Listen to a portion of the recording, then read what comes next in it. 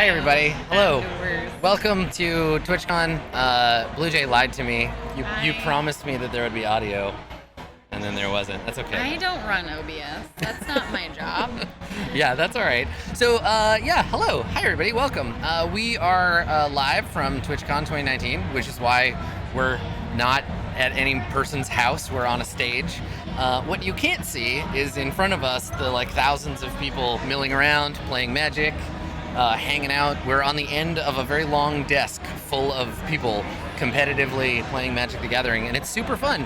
And we were invited here today to hang out and play some Dungeons and Dragons. And then I'm going to sarcastically make some quotation marks, play Dungeons and Dragons, because we're going to show you some stuff in the Essentials Kit, and then we're gonna probably just goof around for an hour and a half. Yeah, that's us. So I was excited about getting to come up and do this because I don't know, maybe some fans remember, maybe people saw this, but what game was it? Conan that we were playing when we were waiting for Conan was server queue. There was a server queue, yeah. And the Nega Sun. Yeah. Because the beginning of Conan, you were alone in the desert or something. That's right. Yeah. So a long time ago, in internet time, we were playing a game called Conan something or other, and we were waiting to queue up, and we were just goofing around, and I was like, let's play a role-playing game. And so we did this little one-on-one RPG thing, and I was like, yeah, we could probably capture that silliness again and do something like that. You probably have it highlighted somewhere. Yeah, probably. It's Conan totally Exiles, yeah. Exiles, that's the one, yeah. Thanks, Mallory. 3 years ago. Yeah. And I know that a lot of people, maybe they live with a partner, or they have a sibling, or there's one consistent person you just kind of have around, and those are the people that you're you have to play my favorite board game with me. You're I'm getting really into Magic, so you have to play it with me now. Or I really like this other game, let's play that.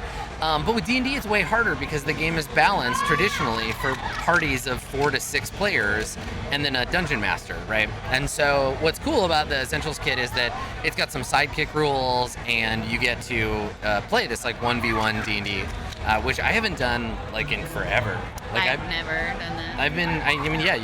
We've both been very lucky of having a lot of people to play with, which has been really cool. Mm-hmm. But for folks who maybe don't have a ton of people, or they just want to get familiar with the game, Essentials Kit is a way you can do that. So we have look at this, technological mastery. We have another overlay.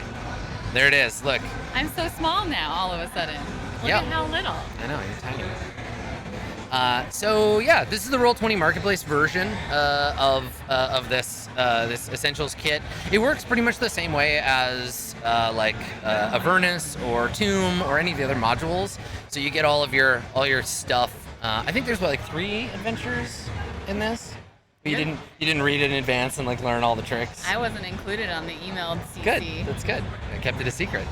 So you get all that, but the thing that I think is really cool is all of this business down here. So I guess the way Essentials Kit lays out 1v1 D&D is that you have the GM, and the GM builds the adventure or uses one of the pre-built ones, and then the player has their own character, but they have a sidekick.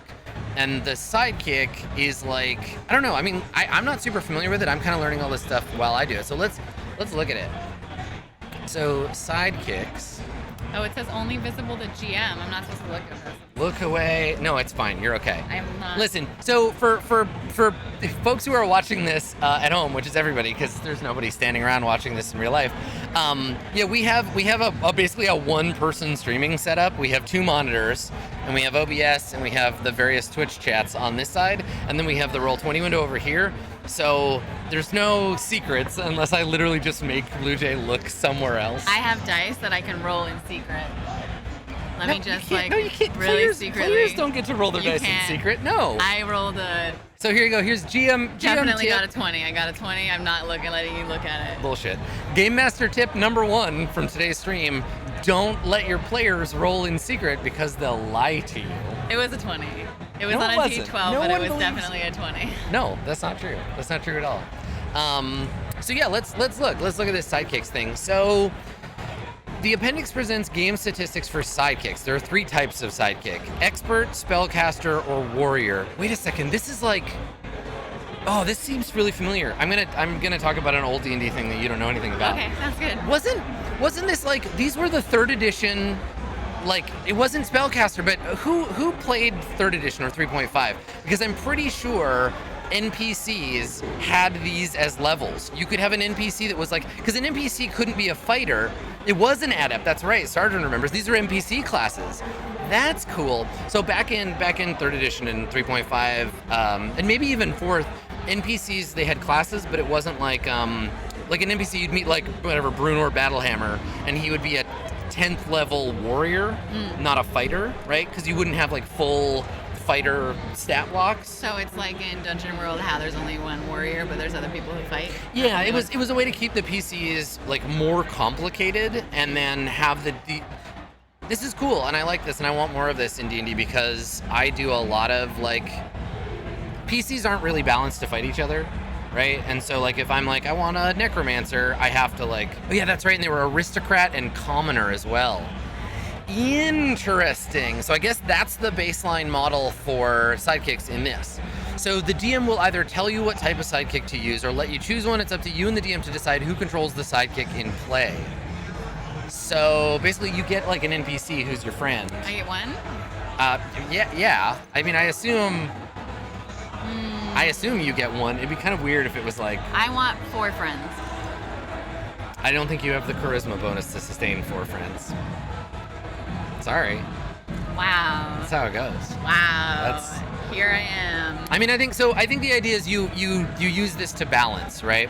So like if you want to do an adventure that's made for 4 people, I guess you could be like you're a rogue and then you have a spellcaster, a warrior, and an expert in your party. Yeah, see, that's what I'm saying. You could also, I mean, we just did a game design there, right? I was making fun of you, but you could limit it to you could have a number of sidekicks equal to your charisma bonus. So a bard could have like 3 or 4 sidekicks, and then okay, all right. Well, yeah, my charisma sucks. Look who it is. If it isn't Malk Hummus. Thanks, Malk. Wait. Welcome.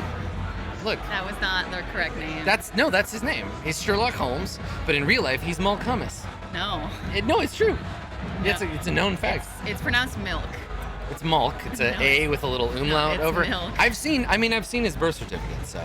Milk and hummus? It says Malk Hummus right on it. Oh. Yeah. Thank you, Mark. Hello. Welcome. We're hanging out and it's very I can hear you okay. You can hear me okay? I forgot to do the like, can everyone hear us? But I assume they can. It's all in the yellow. Yeah, we're good. It's not in the red. So yeah, I mean some characters might not be able to sustain like a bunch of, I mean, this is hirelings and henchmen, right? Like this goes back all the way to very, very basic Dungeons and Dragons, where the adventures were designed for like 10 to 14 characters.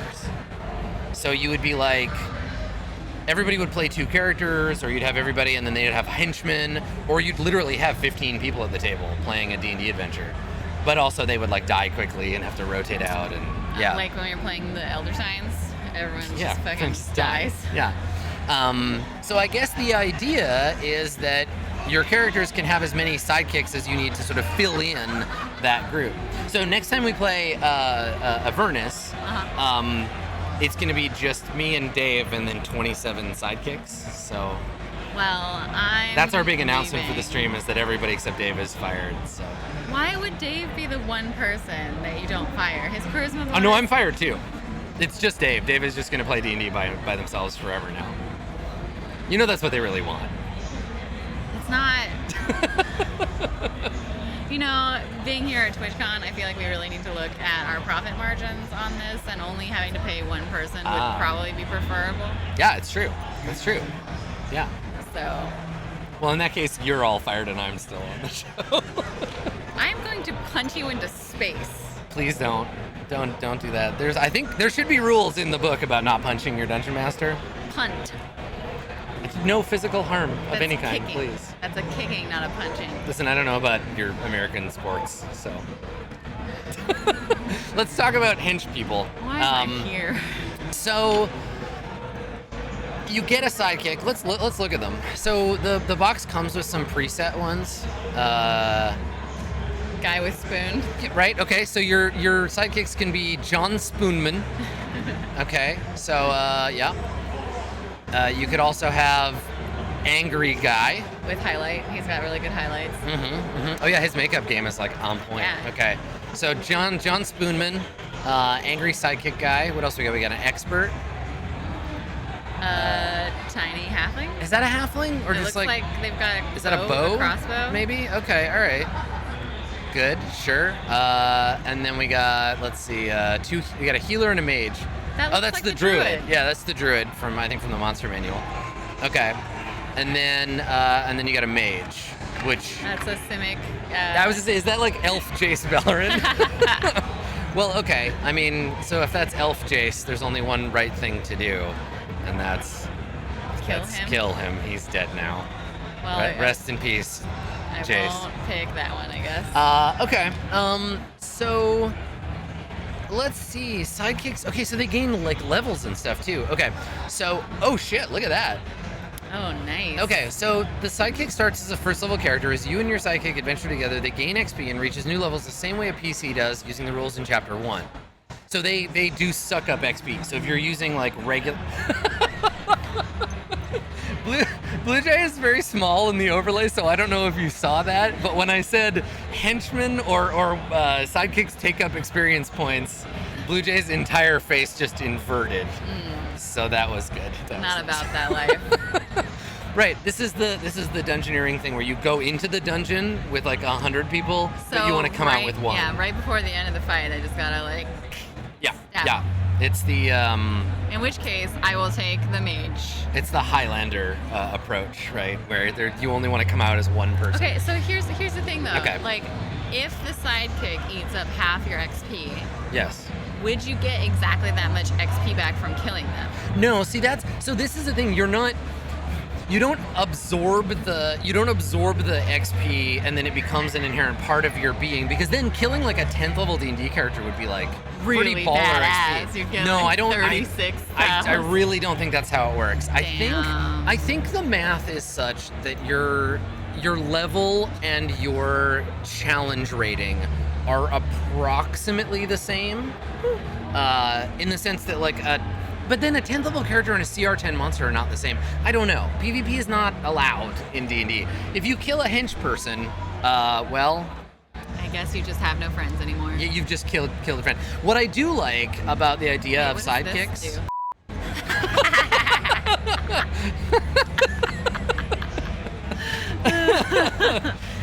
Sorry, we have the Go XLR and I don't have one of these, and it has a button that is just for swearing. Yeah. So you walk in, you see a.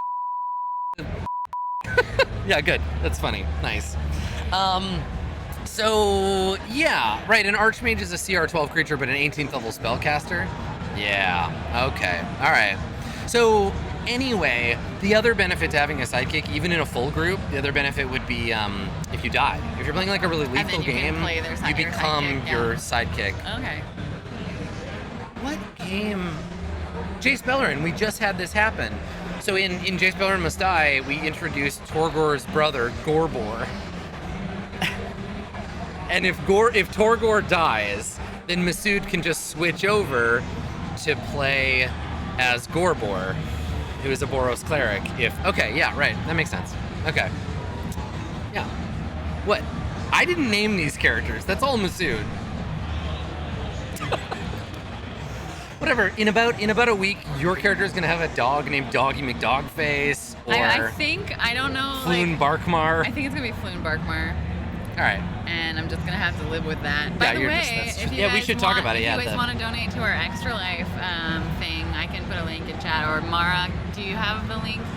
Yeah, if one of the mods or somebody in chat has our Extra Life fundraiser. Avernus, our fundraiser link, then yeah. We're raising money for Seattle Children's Hospital, and we're also competing, quote unquote. We're all raising money for hospitals, so it's for the kids. But we're competing with 4 other D&D shows, and whoever raises the most money for the children gets to have their characters published in an official D&D thingamabobber. Yeah. So if you want like a monster manual supplement with Macaria in it, you could have that. That's possible.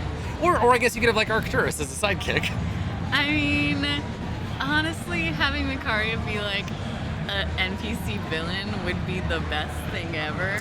Well, I mean, there's Merkelites in the first chapter of Avernus, Right. like we've seen them, right? The what were they called? Necromites. Necromites, yeah. Yeah. I think I People. can So get when I them. was doing the prep for that, people kept saying like, "Hey, put Macaria in the game. Put her in as an NPC," and I'm like, I don't. I'll just leave that up to you if you want to have a cameo by Here Macaria. you go. That's wrong. Okay, so you do whatever you're doing. I'm gonna talk a little bit more about sidekicks. So it looks like they have a per level. Awesome, thanks for You that. got it. They have like a per level advancement scheme. So I really want to just sit here and theory craft this. Apparently we're gonna play, but I just want to look at this thing. So like sidekicks, warriors at second level, they have 19 hit points or 3d8 plus 6. They get second wind at second level. Their crit goes up. Okay. And then it looks like they max out at 6th level. Are you rolling for your made up sidekick? I mean, it's D&D, everything's made up. Math. 15 plus 6 is 21 hit points. I did better. You did better than the average. Nicely done. If your character was an attacker. Okay, so let's compare. I want to look at the defender too. So Yeah, so what's the difference? They're both like basically yeah, fighter right. types. So the defender, it looks like the abilities are the same, right? Second wind, And improved so crit. is the HP. Let's look at their character sheets. Oh, here we go. Okay, so the attacker just has a +2 to attack rolls. And then the defender And the gains defender- the protection reaction. The warrior imposes. Oh, it's like sentinel. Right. Yeah. So it imposes disadvantage in the attack roll. So if you're playing a mage or whatever, a wizard, sorry, or a sorcerer, or a warlock, I guess. I depending on want the to kind. play a wild magic sorcerer. You want to. You want to have the defender, because then they'll just like tank for you. Yeah, Okay. Let's do it. That's what All I right. want. Well, let's take a look at the other options because I want to see them. So the healer is like a cleric, I guess. Uh-huh. And then What's the expert? The mage. Expert's like a rogue, right? Okay. Okay, so the spells for the healer are, yeah, that's a cleric. Guidance, Sacred Flame, and Cure Wounds. Okay. And then the Do they mage has Firebolt, Light, and Sleep. Do they level up with more spells, and are the spells predetermined? Yeah, let's look. Oh yeah, that's right. And so Ex Machinas pointed out, so there's an optional rule where if you're like, I want my sidekick to be an elf or a variant human or whatever, then like you can give them their like racial abilities. Okay. So that way you don't have to be like, I'm an elf, I can see in the dark, but my sidekick is a human and they can't. All of them. Yeah. So okay, so they get spellcasting. Oh, it is preset. Yeah. Okay. So Bless, Shield of Faith. They're basically just like pre-built, like not as good as PCs, like sub PCs basically. Yeah. Okay, that's pretty sick. All right. So spellcaster, healer, and then a spellcaster mage. One thing that I think is interesting that I noticed, and I wonder, I noticed that there's no morale, like for your. It's assumed that they operate like they'll do whatever you want them to do, right? Like they're like property, like They don't have agency. because in older versions of D&D, your like minions would have morale checks based on like your own charisma. Right. Like a bard with 19 charisma could convince someone to do something more readily than like a fighter with 9 charisma. Jump off a cliff. Well, I mean, you'd have to. 19 If, charisma. okay, do you think if Batman said to Robin, "Hey Robin, jump off that cliff," do you think Robin would do it? Yeah. You have a low opinion of Robin. I feel like he would be like, well, Batman probably says I have to do it for a reason. No, because what would happen is Batman would be like, "Robin, jump off this cliff," and Robin would be like, "No," and Batman would pull out a gun and be like, Batman, jump off the this cliff. Robin would have jumped off before being asked. Yeah, I mean, Robin is an acrobat, Well, but the unfortunately, thing is, Robin is, didn't like, put any points in athletics. I so. feel like if you have that high enough charisma and like the assumption is that whoever you're telling to jump off a cliff assumes that you're asking them to do this for an important reason. I mean, yeah, like They trust you. That's well, what right, that and this is the thing is it depends on how your table runs, like skill rolls and stuff. Like, could you persuade someone to do something totally unreasonable if your charisma was super high? I mean, I think that's what the game tells you can do. I don't know, like, because even if you roll a nat 20, they just nah, do but it. see, even magic doesn't work that way, right? Like, even like charm person, you can't make someone like if Batman cast charm person on Robin and then was like, Robin, jump off this cliff. Batman is anything I want him to be. God. He is. It's true. Look, this is the magical power of Dungeons and Dragons. Like,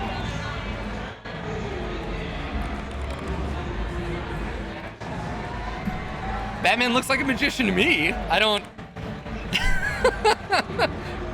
No, you can't delete Batman. Aww. I fixed it for you. Yeah. But I mean, I guess that's one of those things, like your table decides. Like for me, I don't think even with like a 20, you could be like, jump off this cliff. You could make a deception roll and convince them it was safe to jump off the cliff, right?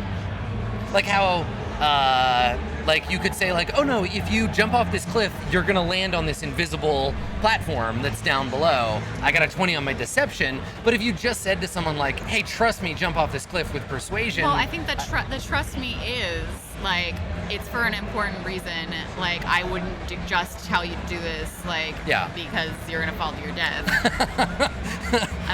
I'm totally gonna cast Featherfall on you, I promise. And like that's the idea is like if you have like I think the sidekicks, it's like they are sworn to serve you. We're trying to like over design a thing that's in like a very basic version of the rules. So like it makes sense that they would include this. But yeah, I think they're an adjunct of your character, right? They're just like attached to you to help you fill in. Yeah, and I don't think the idea is like here's this character that you get to like twist into a shell of their former self. Well, but this is the conversation. I guess if you're having this conversation with your group, if you're like, the group is small, I want to add in sidekicks, or like I want a party of like 8 or 9 people. And you're Macaria. Who is controlling the sidekick, right? Is it Bluejay or is it Adam, right? Well, because that's the thing. Exactly, and telling you like either the GM or the player controls them. Yeah. And if it was you controlling them, they would question you at every opportunity. Yes. But if it was me, they would do what you want them to do. Right, exactly. So you kind of have to decide, like, is the sidekick a person with their own agency? What I would want is I would want you to mechanically control the sidekick, right? I'd want you to, like, move them around in a fight so that I don't have to, because God knows I hate fighting myself. But I would want to, like, mechanically, or narratively, I'd want to be like, yeah, so after the fight, you know... Because you like being a shit disturber. Coming from you, I mean, sorry, I'm so sorry, yeah. Disturber. Yeah, I mean, yeah, so Mara Chap makes a good point. I think that people started talking about this as soon as you made Macaria. If we could ever do like a 2v1 like thing where someone else DMs and I play Dr. Grigori and you play Macaria, we would destroy the entire universe. Well, the thing is I don't have any context for what Dr. Grigori did or was, because I didn't watch that. He was like an awful death-worshipping cannibal. Cool. He was like Macaria's weird uncle. They would get along really well. Yeah. Because they're both the worst. Yeah. Okay. But anyway, sidekicks. So but there will never be an instance where you and I are both playing in the same game. Probably. Well, and also they exist in totally different universes. I mean, they both exist in D&D. Yeah, but... So they could be in the same system. You wouldn't have to, like, change their stats. No, that's true. Yeah. We should still do that stream where we, like, make characters in a bunch of different... Or, like, whatever character. Yeah. So anyway, sidekicks. So I guess that's how it works. And then they get XP from you, and then they level up together, and they level up like slightly like different. I like that they're streamlined so that you don't have to, because I think that the alternate solution to this is like a single player playing 3 characters, and then you have to learn how to play a fighter, how to play a thief or whatever, rogue, how to play a wizard, and do all that at once. Which is hard if this is your first entrance to D&D. Which is why it's like there's someone who's the GM who, like, if they have more experience, might be the one controlling the sidekick, versus if the player and the GM both have the same amount of experience, like, maybe it's a little less work for the GM if the player controls the sidekick. So I'm gonna use these rules in Court of Swords right away, right? Like in Court of Swords we have an NPC named Amira, and I've been running her as like a heavily modified berserker, or no, gladiator, right? Okay. And I had to change her weapons, I had to change her AC, I had to change a bunch of stuff. She doesn't gain experience, which is kind of like unsatisfying because she's been with the party for a while. And with this, I can make her a warrior, I can make her a high-level warrior, and then just give her to JP and be like, in fights, you control Amira. She'll get experience along with the group. We can come up with a goal for her, and she becomes like a player. Because you're doing right. a different type of experience. Yeah, exactly. It's also suggested that new players could use the sidekicks as starter characters. Yeah, well, because the adventure also has like pre-gens, right? We have like a dwarf cleric, and we have an elf wizard. But as you can see, these character sheets are a lot more complicated. Yeah. Because they're full characters. They're just pre-gens, and I think. And I don't have the player's handbook. I think I might have it in the compendium. But you know how like when you're making a character, I don't know what a Wizarft is. Wizarft. When you're making a character in D&D by the stock PHB rules, there's those like, if you want to get into the game fast, choose these stats and then like take these feats and stuff. So I wonder if that's just how they built these pre-gen. Here we go.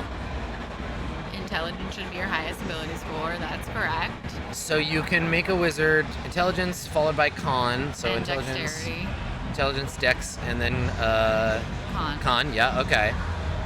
Make charisma your next best score, which they didn't. Interesting. Okay. So it isn't just flat like from here. Yeah. So Ovis Alba in chat asked, could you use them as level 0 characters? So a character you can level into a proper class from. I bet you could. Ovis. So if you've played games like, if you've played Dungeon Crawl Classics or any game that has like a level 0 or a funnel, I think you could probably start this as your funnel, right? Make everybody a warrior or whatever. They don't have all of the suggested spells either. They don't have light, and they don't have charm person. But they're an elf. So they don't need light. But this is the suggested build. Well, that's what I mean. Yeah, so it's actually quite good that you're not, it's not just a copy because it's like, yeah. Right. Well, and plus this quick build, remember this text was written, 5 years ago? Was it? I don't know. Yeah, because it's from the player's handbook, right? So it's one of the first things that came out for D&D.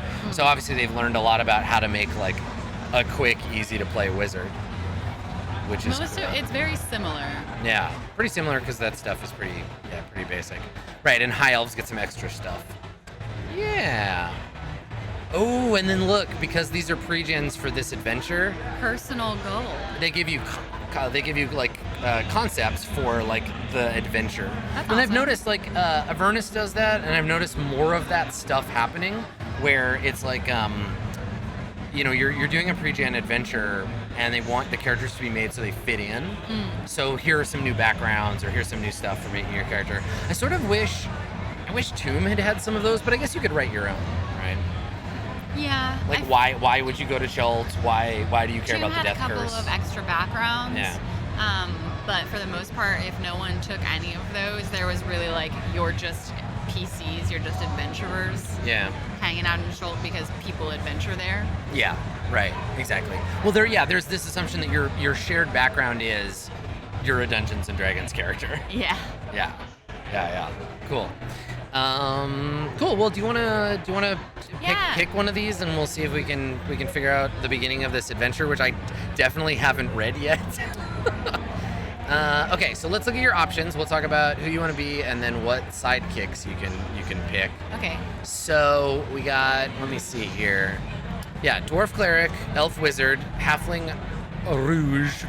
Human fighter, folk hero, human fighter, noble. Oh, so like a good human fighter and then a piece of garbage human fighter. I want to be a folk hero.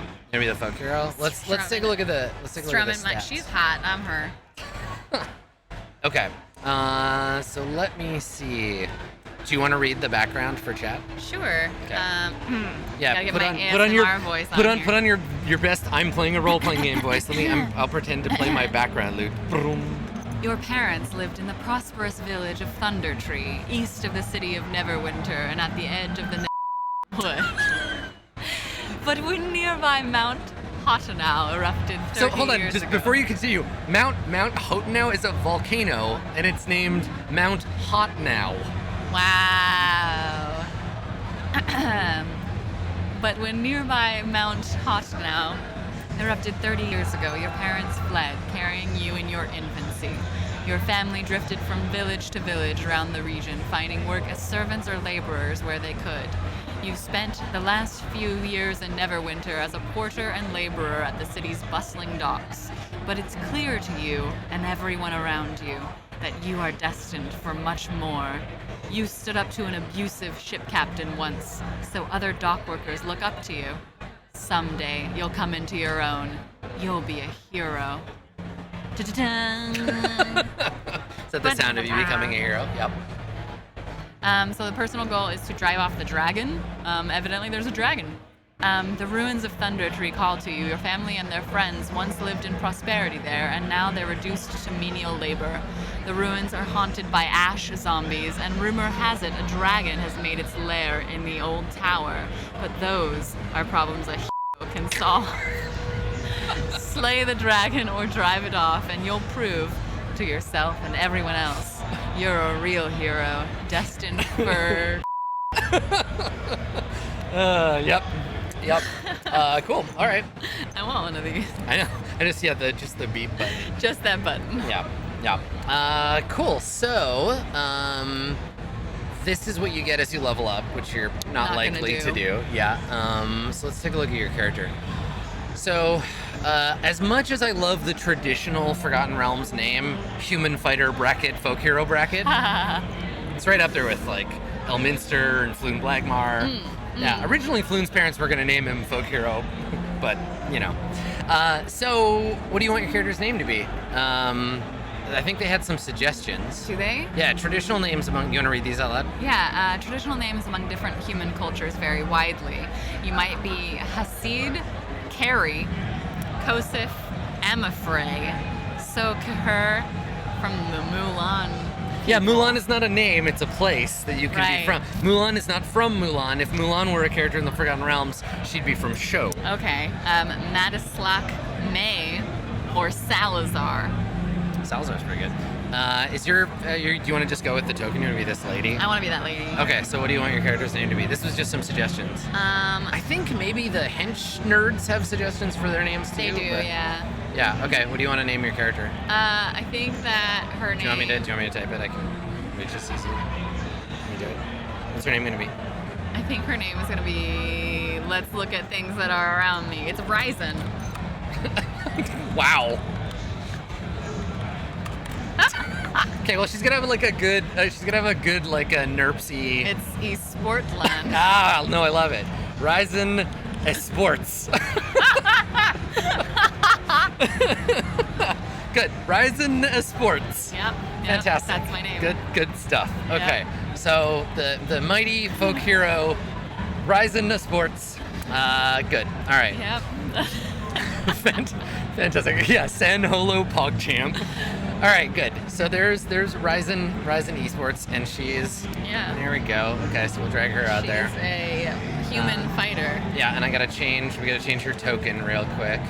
Why? No, I'm not changing the picture. Oh, her name. Because she's not human. She's ascended. She's not human fighter folk hero anymore. Right. There you Now go. my name is Ryzen Esports. Ryzen Esports. Yeah. Okay, cool. Good. All right, now we gotta pick a sidekick for you. So I'm a fighter. I think maybe taking the healer. Yeah. So the question is like let me look at your, because first of all, you don't have any good abilities or anything, nothing. right? Oh, do you want to read your personality traits? Oh yeah. I'm lawful good. You're lawful good. Which is great. Aw. Standard human. Standard human. I'm not a variant human. My personality traits. When I set my mind to something, I follow through no matter what gets in my way, including the GM. I misuse long words in an attempt to sound smarter. My ideals, sincerity. There's no good in pretending to be something I'm not. My bonds are, one day Thunder Tree will be a prosperous town again. A statue of me will stand in the town square looking hot. Yeah, that's right.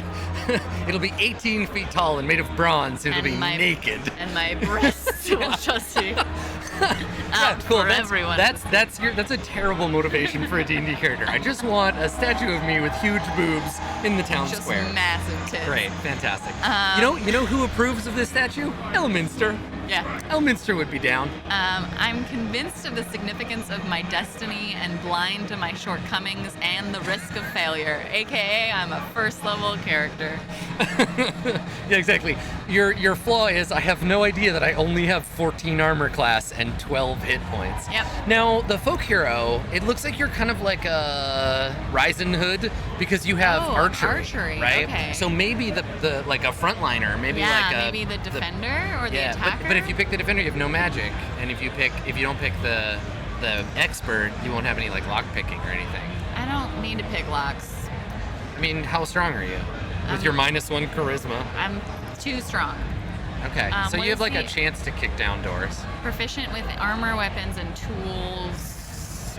Speaking of Dungeons and Dragons, welcome back, John Arenicus. Thank you. Hello. You've missed a couple more. If you No, but John is from Baldur's Gate. wait, really? Yes. I didn't No, know stop that it. about John. Stop clicking things. Okay. Anyway, expert can take the help action as a bonus action. What is the help action? So the help action is normally it's a full action. Okay. And what you do is you grant someone who I can never remember if you like harangue the target and then the person gets advantage to hit them, or if you help the person and then their next attack they get advantage. It's one of those two. Let me see. Yeah, you want to just let's look it up. Yeah, actions in combat or maybe combat help. Yeah, here we go. So when you take the action, the creature you there we go. The creature you aid gets advantage on the next ability check to perform the task you're helping with. You can also aid a friendly creature in attacking someone within 5 feet of you, and then you get an attack. Okay, so it is both. I was remembering the rule, but I thought it was one thing. Okay.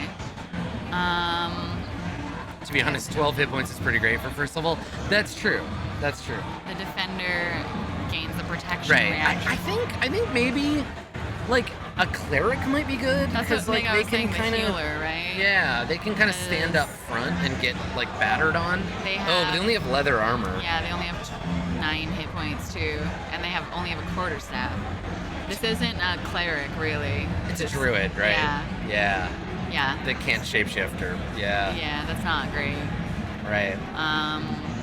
The mage has the same exact armor class and hit points. Right. So more of a yeah. Right. Yeah. QED 42 has the best of it. Just pick a sidekick, and then as soon as the adventure starts, be like, who around me is wearing the best armor? I murder them. I kill Oh, them. you're lawful good. You're not allowed. Okay, let's see. And then there's, I think, honestly, like, I think I'm just gonna have Buff Boy. You're gonna take Spoonman. Okay. All right. So let's. I'm gonna take Floon Spoonman. Spoon Blackmar.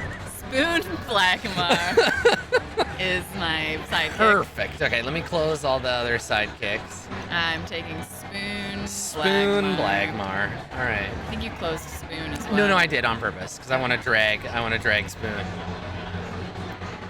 Okay, so we're going sidekicks. Yeah. Sidekicks. Attacker. This is okay. So this is a weird question. So, do they? Is this just a Canadian thing, or do you have these in America? So in Canada, sidekicks were like pre-made like pasta dishes. You just added boiling water, and they were like they didn't have those in America. Every time I see the word sidekick, I'm like, ooh, he's like a creamy marinara. No, he's All right. Spoon. Also, creamy marinara is a great name for a warrior too. No, his name is Spoon. Okay, so Spoon Blagmar. Let's fix that. Just like that, or do you want him to be like? No, it's just Spoon. Okay. Okay. Spoon Blagmar, good. Okay. And then we want to change. He's wearing a chain shirt, a shield, and nothing else. just good, perfect. Nobody needs leg or groin armor. I mean, in the statue that I'm gonna have, he's gonna be slightly behind me, wearing, what he's wearing. Okay, Spoon Blagmar. And then, what's the shortcut for minimizing the info window? Yeah, so this is one that comes up all the time, and it's almost as useful as the pick up and drag option. So if you still don't know how to do that. it's because they changed it as soon as you learned it.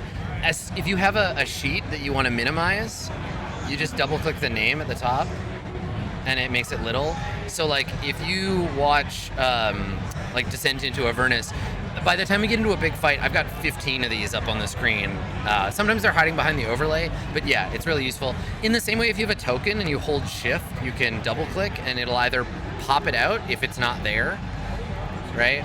Or if it's already there, it nudges it so you can see where it is. Look at it go. I'm gonna nudge you. Look at it go. What do we say? Can you stop your thing? Wow. All right, so we got Spoon. I just need to change his token action, which I was doing before. He's just his attacker warrior. I know, I'm fixing it. His name is Spoon. Spoon Blackmore. Call him by his name. There you go, Spoon Blackmore. Okay. All right, so... Bluejay, don't look. Look at chat. Talk to chat. I'm not looking, chat. Hi. I need to learn how this adventure works. Roll a dungeon master. I know all this stuff. Definitely not looking. I mean, you could like talk to them and hang out. What? Oh, you're reading? Oh, okay. Adam's reading. Yeah. Hi. I have got cool dice. You do have cool dice. It's true. I don't know if it'll focus on my cool dice. Look at it. It's nice. I also have this one. It's a black one. I brought them because I knew we were gonna play some Dungeons and Dragons. Chris, welcome back for 18 months. You're great. Oh, thanks, Chris. My day's been going pretty well. There's free coffee in the partner lounge, so what else could one really ask for, honestly? Here we go. And what else did I do? I played Magic. I won almost all my games. I made a mono green deck with the Great Henge and the Lovelorn Beast or whatever. So you could get Great Henge out on turn 4. Oh, okay. All right. I see what's going on here. Okay. All right. So this is just straight up like in a town from an MMO. Okay. All right. It's my turn now. Okay. All right. Fucking Ryzen. Do you want to describe what does Ryzen Esports look like? Sorry, Ryzen Esports. She looks like. Does she have like stunner shades and? She looks like this. Yeah, but that's just a tiny glimpse into her true appearance. All right, well, tell me about Ryzen. She's 36, 24, 36. I can't imagine what that looks like. 5'3". Okay, sure. She's human, right? Yeah, she's a human. What part of the Forgotten Realms is she from? The part that it said in my backstory. I don't think it did. Thunder Tree. We're from Thunder Tree. You're from Thunder Tree, okay. East of the city of Neverwinter. Neverwinter. Okay, all right.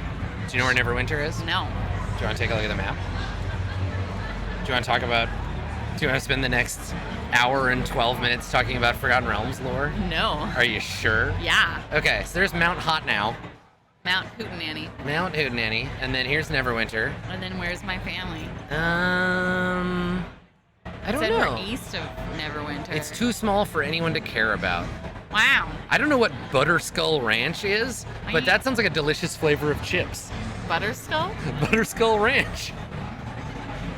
Yeah, I don't see. It was east of the Neverwinter. I guess it's gone now, which is why no one puts it on maps. Let's be. That's really upsetting.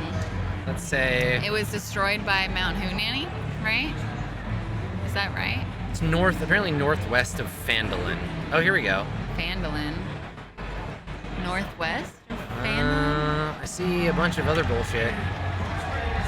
I see a dragon barrow. It must be where the dragon is because we want to kick out the dragon, right? That's mostly north.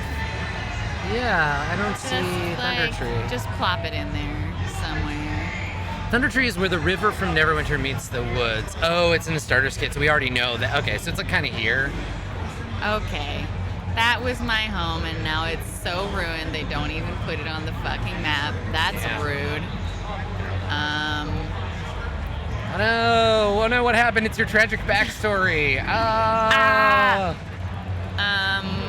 Yeah, she's very short. The longbow that she uses is almost maybe taller than her. Mm-hmm. She has medium brown hair and brown eyes and a nice aquiline nose, and she's got huge. I like how you were like, I'm about to say this. I'm gonna go ahead and reach for the button. I keep forgetting that I have that button and I want to use it. So for those of you who might have missed it because of the censorship, what Bluejay said was Constitution saving throws.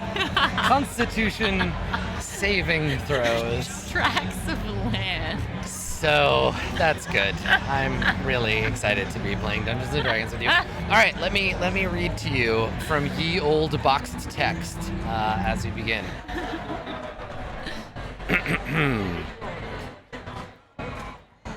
Nestled in the rocky foothills of the snow-capped Sword Mountains is the mining town of Phandalin, which consists of 40 or 50 simple log buildings. Crumbling stone ruins surround the newer houses and shops, showing how this must have been a much larger town in centuries past. Phandalin's residents are quiet, hard-working folk, which I've played the starter kit. Phandalin's residents are not quiet, hard-working folk. They're mostly like Zentarum agents. Oh yeah? But that's fine. They are farmers, stonecutters, blacksmiths, traders, prospectors, and children. Ah yes, the 6 genders. The town has no walls and no garrison, but most of the adults keep weapons within easy reach in case of need. Arms. Keep weapons within easy reach in case the need for arms should arise. I did not realize that Phandalin was in Texas. Visitors are welcome here. Oh, so not Texas. Okay. Particularly if they have coin to spend or news to share. The Stonehill Inn at the center of town offers modest lodging and meals. A couple of doors down from the inn, posted outside the townmaster's hall, is a job board. Good. Perfect. Yeah, good. So yeah, Phandalin, if you have played the starter set, and I'm just gonna say right now, the 5th edition Dungeons and Dragons starter set is like the best starter adventure I've ever seen. Like, it's really, really good. It has a map of Phandalin, and it basically does this thing where instead of saying like, here's a railroad adventure for you to go on, you've never played D&D before, you have to do this stuff, it plops you down in Phandalin, gives you a starting situation, and then it's basically just like a sandbox. Right, so it's like actually, playing Skyrim. It's really sick, because it's like, there's the job board, and there's a bunch of different factions, and so as soon as you start being like a big deal in your, in the town, then the Zentarum come to you and they're like, we've got an opportunity for you, you can help us. And then the Lord's Alliance is like, don't talk to those nerds, join us. And then they get wedgied and thrown off a cliff. Oh, nice. Yeah, nobody likes the Lord's Alliance. And then someone puts their head in a toilet and flushes it. But like even 5 years in, and it totally just sounds like me fucking shilling, I would play Phandalin now. Like even 5 years in, it's one of the better adventures for sure. That's very awesome. Cool. So it seems like they're kind of doing that here. So I guess probably what we would do is we'd like fade in on Ryzen Sports and her boyfriend Spoon Blagmar. The two of you. Why have you've come to Phandalin to like earn your? It's our honeymoon. Oh, okay, all right. So you're married, you yeah. and Spoon Blagmar. Okay. Do you want to describe At least your? we say that we're married. What are you, Spoon's beard now? Is that? No. So what does he look like? What is Spoon Blagmar? Maybe your husband? Where's Spoon? Where did he go? Where's my husband? I can paste him. Oh God, Windows. Where's Spoon Blagmar? Okay, apparently you're both huge. Just massive. Bum, bum, bum, bum, bum, bum. Okay. Spoon basically looks like what I would look like if I was a dude, and I love it because I'm very narcissistic. Okay. So you just pick someone to get married that looks exactly like you. Are you sure you're not related? We're not, definitely not related. Because I've been to some small towns in the Forgotten Realms, and some of them have problems with this. I think we're not related. We only track our family back. Like, I know my parents, and I'm assuming my parents know their parents. Right. That's it. Okay. All right. Good. So you're not from Shelbyville. Okay, all right. So Spoon and Ryzen. So you didn't take your new husband's last name. You haven't joined the illustrious Blagmar family. No. I'm a famous hero, and I need people to recognize my name. Right, the name of esports. Esports, yeah. Perfect. Good. Famous name. Okay, all right. So you arrive in Phandalin, and because you're looking for glory, you arrive in town and go basically straight to the job board, right? Yeah, of course. I gotta win my Which glory. is outside of the inn, I think. Maybe the people in Phandalin will build me a statue. It is next to the Townmaster's Hall, which is here. Okay, all right. So you begin your adventure outside the Townmaster's Hall, taking a look at the board. So on the board, there are there are notices on the board. But here, let's have you roll a d6 for a rumor about Phandalin. A 3. Yeah, 3. Okay, I will read it to you and to chat. So, strange magic pervades Neverwinter Wood, confounding navigators and obscuring the ancient ruins of bygone kingdoms lost in its depths. All right, okay. Magic, okay. So the Neverwinter Wood, which is northeast, I think, of where you are. It's right outside my hometown, which has been Yeah, burned to the ground by a dragon. Forgotten Realms scholars, is there a mythal in the Neverwinter Wood? Or no? Is it just regular ruins? I'm just curious. Refer to the Forgotten Realms scholars that hang out in my chat all the time. Yeah, that's what I want. I want to know if chat knows if there's a mythal in that particular wood. So anyway, you see the board, and on the Phandalin quest board, there are some quests. So let's see, Phandalin quests. Okay, I will read them to you. Okay. You see them; they're all pinned up on the board. I think probably there is there's like the town master or whatever, like a portly man. I'm gonna say he's got like big sideburns, big mustache and sideburns. And he's wearing a purple doublet, and he is inviting you as he sees you as adventurers, and he's like, you two, come over here and have a look at the job board. There's much to be done in Phandalin. And I like come over, and I'm walking with that like wide-legged stance of someone who is on a horse a lot, so I look like I'm in the Old West. You you could see like. Do you have a horse? I don't know. Or do you just walk funny? I just walk funny. Do I have a horse? I don't think you do. so. They're very expensive. I just walk funny. You definitely do not. You are weighed down by the way. Hey, look, you have a great sword. Sick. But you're not that great at using it. The sword's great, but you're not. I'm +4 versus a +5 with my longbow. It's not that bad. Yeah, it's true. Okay, all right. So you stride up like a cowboy. I stride up looking like I got 2 6-shooters in my hips. Okay. And I'm just like, I see. You've been waiting for some famous adventurers. And then I like slap Spoon on the ass. And I'm like, hey, honey, would this be a good honeymoon, you think? We could do any of these things. I don't know how to read. Can you read that? Okay, all right. Okay, so you can't read, so you have to get can't read. So Spoon looks awkwardly at the town master, who tries not to like mention the like slapping him on the butt thing. Like the town master kind of gives him a look like, "Are you okay, buddy? Do you need help?" Because there's I can go get a paladin of Torm to come over here, and we could work out this whole sexually harassing your spouse thing. But Nah, he likes it. yeah, so I think he's seen this look before, and he smiles, and he says to the town master like, no, this is fine. This is just how we are. She's just like this. I don't mind.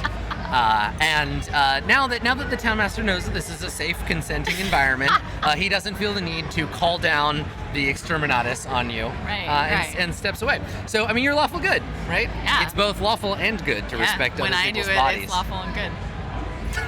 What alignment is Spoon? I don't know, man. I never asked that before we got married. You have to find out what alignment they are before you get married. I didn't ask. Oh, you shouldn't marry someone with that, because then 6 months in, you're gonna be like, okay, we got to talk about, do you want to have children?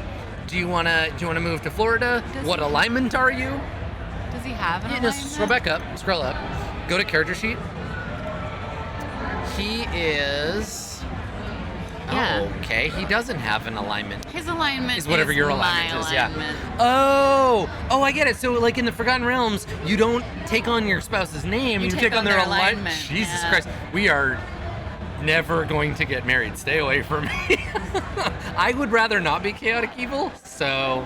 Excuse me? You think I'm the chaotic evil one in this relationship? Have you met yourself? I am disappointed. Anyway.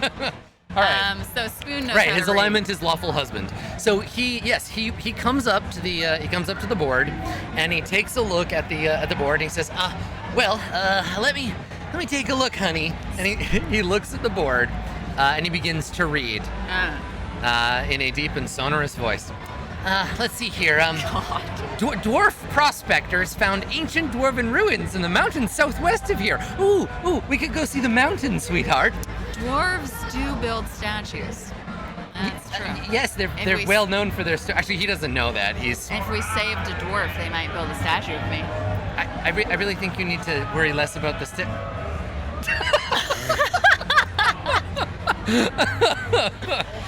Good, fantastic. I'd make a good statue, is all I'm saying. Oh. I feel like we need to put on the stream somewhere the PG-13. Children, please stop watching. I can't reach the censorship button fast enough. I also can't blur her out. So, children, beware. Okay, so he continues reading. He says, they've been working on an archaeological dig, seeking treasure and relics.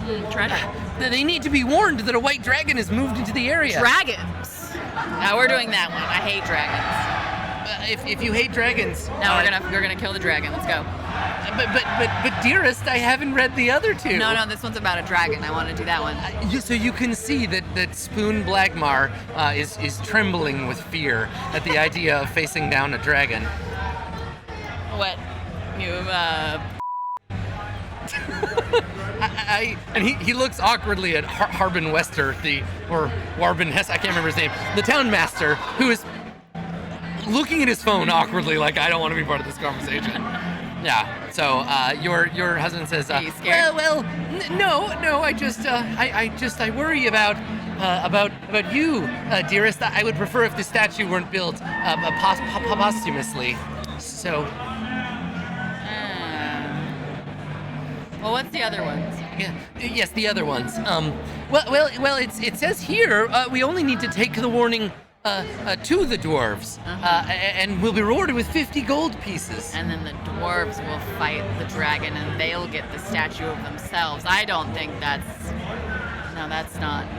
I don't know that we're sufficiently experienced to take on the dragon, my darling. I think you're breaking the fourth wall a little bit there. Listen, Spoon. I don't know. He subscribes to the Ramus Krill school of role playing. So. Well, what's the other one? Yes, the other two. Let me look. It says here a clan of reclusive rock gnomes that reside in a network of caves in the mountains of the southeast. The gnomes of Gnomengard. Oh, isn't that cute? It would be like calling a town Humansville. Do you think they named it that? What? I wasn't listening. Yes, of course. I'm sorry. I was just staring at your pecs while you talked. He tries to awkwardly pull his chainmail shirt down, like to hide his shame.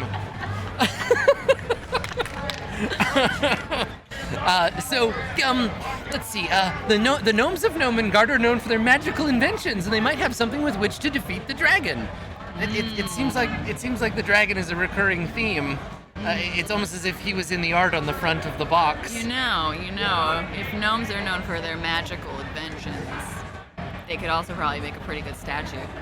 Yes, it could move and wave and sing. No, I don't want a moving statue. We could build a whole theme park around it. And no, I don't like gnomes. Let me finish. I just decided. They might have something with which to defeat the dragon. Get whatever you can from them. If we bring back something useful and don't want to keep it for yourself, Town Master Harbin Wester will pay us 50 gold pieces. Wait. So I can't read, so obviously I can't look back over this. But are you telling me that the quest is to go steal things from gnomes? It doesn't explicitly say that, but given that we're both humans, and the town master is also a human, I suspect. Excuse me, we're lawful good? I'm whatever alignment you are. Oh, that's so sweet of you. What's the other one? I'll be whatever she's being. The last one says here, a local midwife of an acolyte of Shantea named Adabra Gwyn. Are you sure it's not Adabra Cadabra? No, it says right here, see, this is a G. It's shaped like this, and then we went over this. Yeah. Her name is Adabra Gwyn, and she lives by herself in a stone windmill on the side of a hill a few miles south of Phandalin. With dragon sightings becoming more common, it's not safe for her to be alone. Urge Adabra to return to Phandalin. Because she's ugly. If she was attractive, she would be in town so people could look at her. It doesn't say on this notice whether she's attractive or not. I'm pretty sure that she's ugly. Well, you know what they say, beauty is in the eye of the beholder, as well as several laser beams. Yes, well, maybe she lives with a beholder. Continue. It says here, once she's safe, visit Harbin Wester to claim a reward of 25 gold. Wait, wasn't the other one 50? Yes, the other two are 50. That seems stupid. Let her die. Well, this one is only bullying a priest. No one's gonna give me a statue for saving one person. We gotta kill the dragon. Let's do the first one. It doesn't say we have to kill the dragon. No, we're gonna kill the dragon. Let's do the first one. You don't think that the dragon is a higher challenge than you were perhaps rated for? What, you're not up for it? Well, you did promise that on our honeymoon that there would be dungeons, but you didn't say anything about a dragon. I mean, I didn't know there would be a dragon, but now that I know that there's going to be a dragon, I'm like, that's the quickest way for someone to build you a statue, is if you kill the dragon. Right, yes, that's true. The dragon that killed my entire family and burned down my home. If it was remember that one? If it was a white dragon, it couldn't have burned down your home. No, it definitely did. So now I love the idea of a white dragon, like putting kindling down and like pouring gas on your house and like lighting a match. Because they breathe frost, right? They can't. So no, yeah. 100% sure all dragons are the same. It was that one. It wasn't me. I breathe frost. Let's go kill a dragon. And he's sitting there like amidst a pile of empty gas canisters. Okay, all right. So you wanna go on the dwarven excavation quest? Yeah. All right. Dwarven excavation. So this is technically the beginning of the adventure. There's 3 adventures in the kit. So you get to the town and then branch off into one of the three adventures. Okay, all right. So let's see. The dwarven excavation. All right, so we crossfade, right? We fade out and fade in. You've already gone. There's no travel time, right? Because I don't actually have a horse. Because you don't have a horse. Yeah. I just like get the 2 halves of a coconut. That also oh no! like, So you don't bang the coconut together. You're Spoon does. Yeah. And then he's hit with an arrow, and he's like, "This is for you," and dies. Yeah. Okay. All right, so we fade out on Phandalin, and we fade back in on Leyland, 15 miles southwest of Phandalin, at the eastern end of a canyon. So let's pop over. I think I have a map for that. So many maps. I want to go to Butterskull Ranch. No, we're going to the dwarven excavation.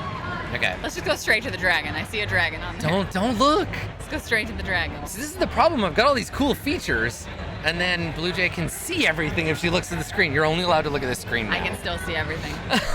No, God damn it. I'm minimizing OBS. Get out of here. Hey, then No. I can't see how cute I look.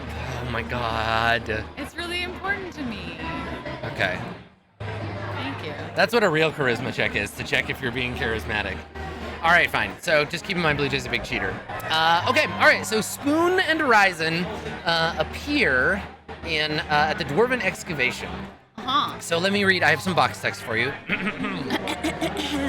The canyon's rocky walls rise to a height of 80 feet. At the end of the canyon, a 20-foot-high wall of black stone has a broken gate carved into it, with one stone door hanging precariously by a hinge and the other door missing.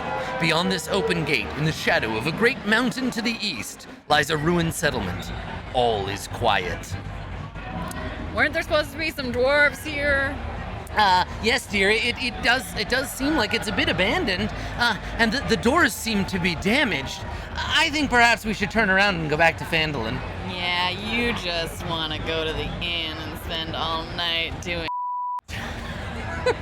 Well, I have been enjoying reading this book that I bought in Waterdeep. Yeah, what's the book about? I see you. You have your hand on the button. I refuse.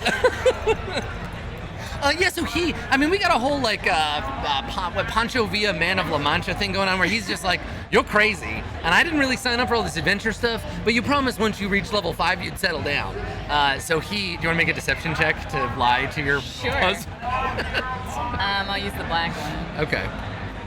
I get a 3. All right, so you lied to him, but he's still like, whether he believes you or not that you're going to give up adventuring, I think he still thinks he can fix you, right? Like perfect. One day you'll give up on adventuring and you'll go back with him to that always Thunder works Tree, out. Yeah, and you'll have some babies and definitely. live like a totally normal life. And I definitely want to have children and not have a statue erected of my enormous breasts. Stop talking about your giant boob statue. Stop embarrassing me in front of Dungeons and Dragons. All right, so you arrive at the entrance to the dungeon. Let me drag your tokens out here. Thanks. So there's Spoon, and then that's a great point. Flying Floor pointed out. Yeah, we got +2 AC. How long ago were you married? I said this was my honeymoon. I never expected to have the opportunity to actually use this spell in any kind of like context. So let me get Spoon from my screen and we'll go and look up the spell. Do you remember what supplement it's in? Ceremony? I think it's Xanathars? Yeah, okay. I think so. All right. So let me drag you you get over +2 here. AC for a week. You do. I just got to check and see. Yeah, if it's if you're within 30 feet of each other. Okay. So let me look. So ceremony there we go. Ceremony.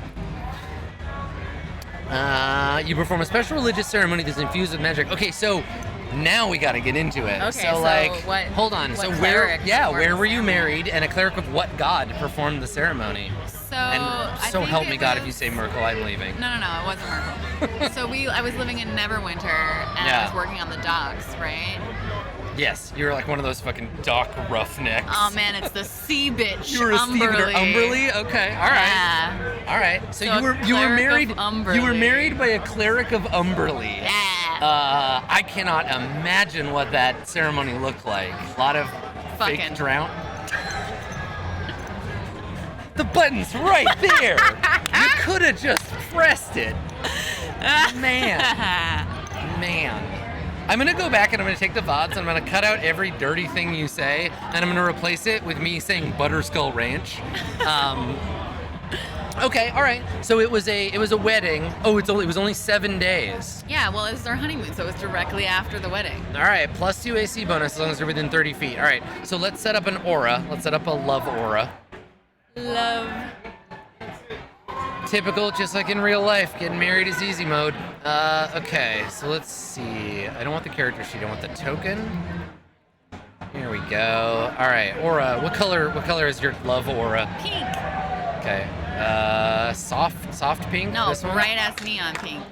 Roll 20 pink? All right. So as long as you are within 30 feet of each other... I only love you as long as you're within 30 feet of me. As soon as you leave that radius... I mean, that says something about marriage. It kind of does. It's ineffective after a range of 30 feet. Which is great, because if you're married to someone, you want to kill them with a crossbow within that first 7 days, you can back out and still get the advantage. That's why when you're married to paladins, everything's the worst. Because they can do that thing that... Yeah, and we'll just... Actually, I'm going to put the aura on Spoon and not on you. Okay. Because obviously he loves you more than you love him. It's very true. Okay. All right. And then you have a torch, right? Because it's like, if you're going to go in here, you're humans. Do you make Spoon carry it? Uh-huh. No, he's a defender, right? He's got a shield? No, he's an attacker. He runs in there. Oh, okay. So he's got... Which is why you portraying him as being, Listen. Okay, so Spoon has a one-handed longsword and a shield, so he's got AC 18 as long as he's within 30 feet of you. That's great. It is your love, my darling, that keeps me alive. Okay, all right. So let's give you some sight and set up these tokens here. So, what's a torch? 20, 40. Okay, so it's 40 feet total, 20 of which and it is a torch, so everyone can see it. So normally, if we were viewing it in player mode, this Why is is what it you'd be able to nighttime? see. Because it is. I don't know. Because it's... Oh You're on an man, it adventure. took so long to get here. It's already night. We should set up camp and... Yes, I agree. We should set up camp and take...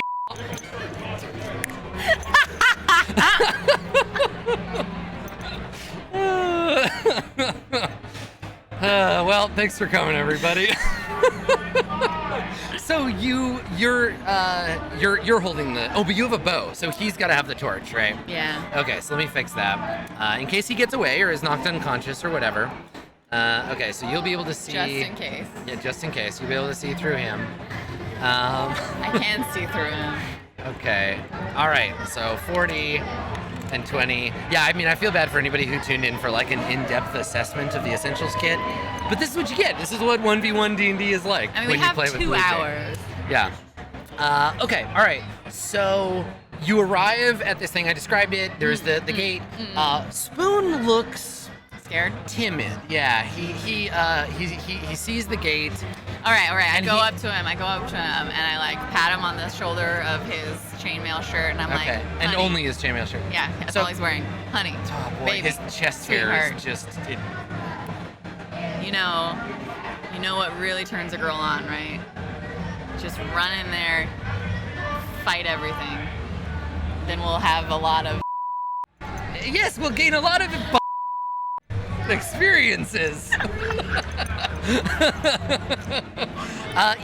Yes. All right. Well, as long as we are together, and he reaches down and he draws his longsword, and his longsword he has named his longsword etched. You can't read it, but we can see it. I can't read it. Etched in the common alphabet, which I can't remember the name of it in the Forgotten Realms, but etched in the common alphabet. He has named his longsword Ryzen, my beloved. So he's named his longsword out, and he draws his sword, and you can see it trembling slightly, and he has his torch in the other hand, and he says, I'll be right behind you. Just go ahead. Yeah, and he nods and he says, yes, very well, my love. And I he stay within 30 feet of him. okay, and he begins to head towards the I entrance. have my longbow out. Yeah, and so as you come around the corner, right, you can see into the ruins. Spoon continues and then stops on the inside, so that you can kind of see these like rubble around here. So I'll read this description to you for E2. Let's see. So okay, so in this area it looks ruined. It looks like the dwarves that lived here are gone. This whole They put up that. now remember the dwarves didn't put the notice up, right? It was like it's like being in a city, and then there's some kind of like emergency, and you have to get it out into the outskirts. So the dwarves aren't really part of the So sort we're of just like Phandalin, letting them know, emergency, like- emergency. There's a dragon. Okay, bye.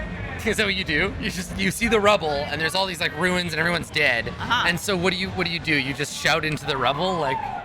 Yeah. Do you speak Dwarven? No. Are you sure? I don't know actually. Okay. Do I speak Dwarven? You speak Leet, and you speak memes, Yeah. and you probably also speak Korean. Fucking sick. It appears you speak Fighting. Common and Elvish. Why? I think you might. I never had to talk to an elf in my life. I don't know why. I'm not you. It's your Well, character. since I've never used Elven before, can I change it to Dwarven? Yes. Sick, I speak Dwarven. I Okay. yell out into the Dwarven settlement. Yo! Dwarves! You up? Your husband does not understand you, and so doesn't have any context for what's going on. Don't worry, honey. I'm not gonna divorce you yet. Right, there's still several days of ritual left. Yeah, right? So your words echo off of the stone walls, and the only answer is the silence, the sound of your own voice coming back to you. Man, if the dwarves are dead, they can't build me a statue. And he says, perhaps, my love, the Have dwarves. you ever thought of taking up stone carving? Or maybe like bronze casting? I mean, you're really good with your but I really would love to have a statue made of me. He says, but but I thought you married me for my strong sword arm and my prowess in combat. It's why I took all those martial arts courses. I wish I would have had my thing on the button for prowess and... and he says, well, perhaps if we venture further into the ruins, I will find an opportunity to defend you in battle and show my might. And he gives his pecs jiggle slightly under his armor. Both of them like one at a time. Yeah, and there's just the faintest rattling of like chainmail as his pecs dance back and forth. Oh boy, are these ruins like mostly covered, or are they like? No, it appears that they're open. Like there's some walls with like broken bits. All right. This is what you can see, and then it goes further into the canyon. All right. Well. And so I think Spoon has come up here. Let's take a look further in. Yeah. Okay. All right. So like every few feet, I'm just like, dwarves, anyone? There's dragon.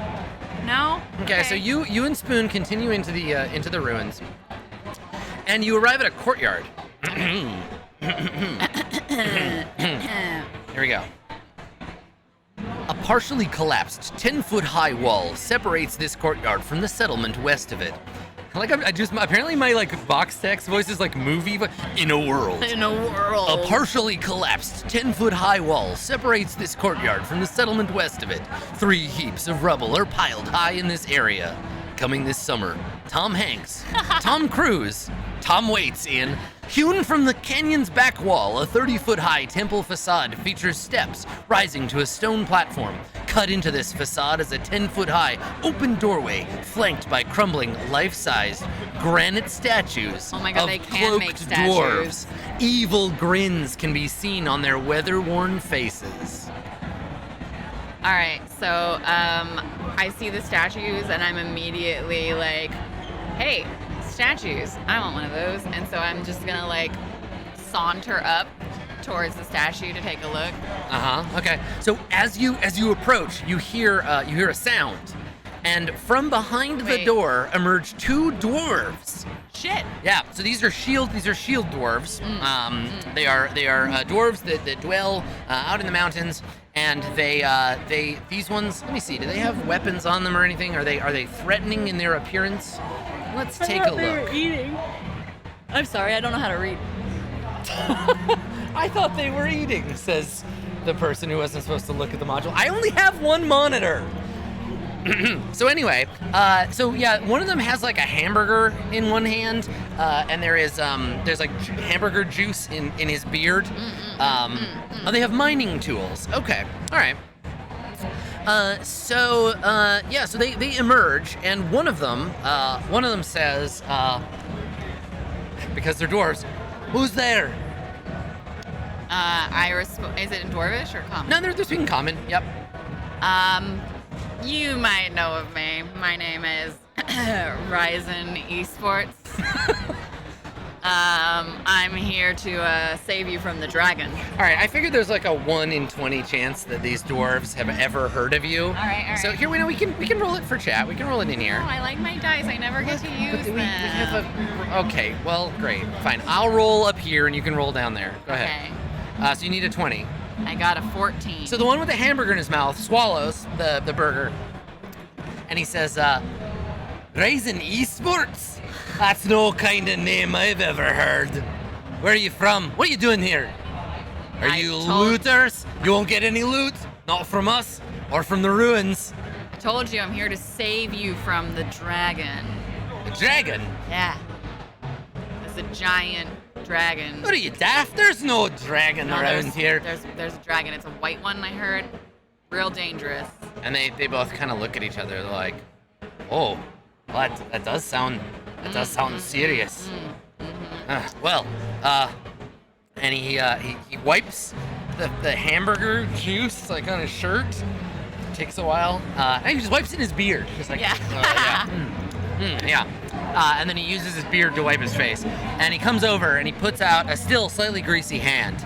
And what is his name? He says, he's like, "I'm Norbus."